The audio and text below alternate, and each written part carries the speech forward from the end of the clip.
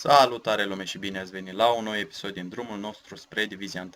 După cum vedeți, sunt în Divizia a 3-a, am încercat să joc un meci fără să-l filmez, dar nu știu, a fost un lag infernal și am abandonat chiar dacă am condus cu 1-0.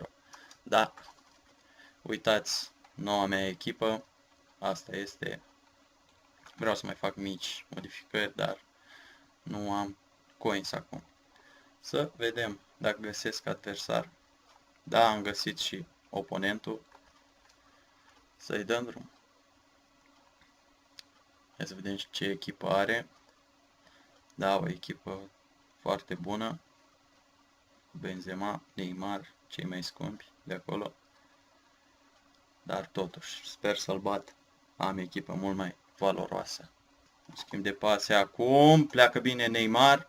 Neymar. Hai, Coleman. Bară. Incredibil. Dar o pasă bună acum către Suarez. Suarez. Trimite. Dar respinge în corner. Să vedem acum. Mamă, ce bine a stat Iniesta acolo. Și ia să vedem acum o greșeală din prima cu capul și este gol. Mamă, ce gol dă Agüero. Un gol excelent.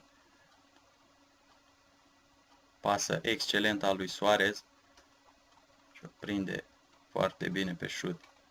Da, 1-0. Este prea lent Xavi. Dar un pasator excelent. Ia să vedem acum. Ocazie mare. Doamne. Și înscrie Xavi. Fellaini caută pasa. Excelentă. Mamă, ce șut prostesc. Da, final de meci. 1-1. Un scor care nu mă mulțumește deloc. Da, am găsit și adversarul. Să vedem și echipa. Chemistry 80. Cam urât.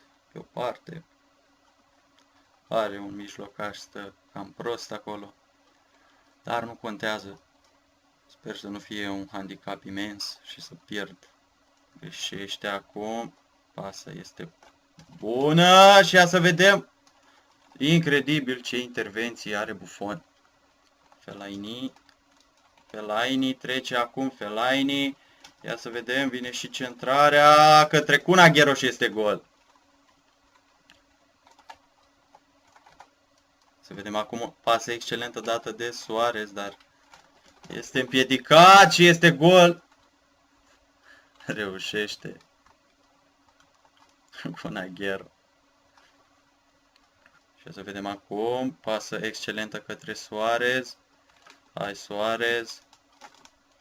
Șutează Suarez și este gol. Suarez face 3-0. Greșește și ia să vedem din prima Kun Agüero bară din nou. Doamne ferește. Și să vedem acum pleacă bine Kun Agüero. Kun Agüero. Lag. Kun Agüero din prima, dar respinge Buffon. Da, final de meci. Câștig cu 3-0. Asta vroiam să câștig. Agüero, omul meciului, s-a văzut. 23 de șuturi. Da, cam asta a fost. Dacă v-a plăcut, nu uitați să dați un like, un share, un subscribe. Eu sunt Alin. Ceau, les!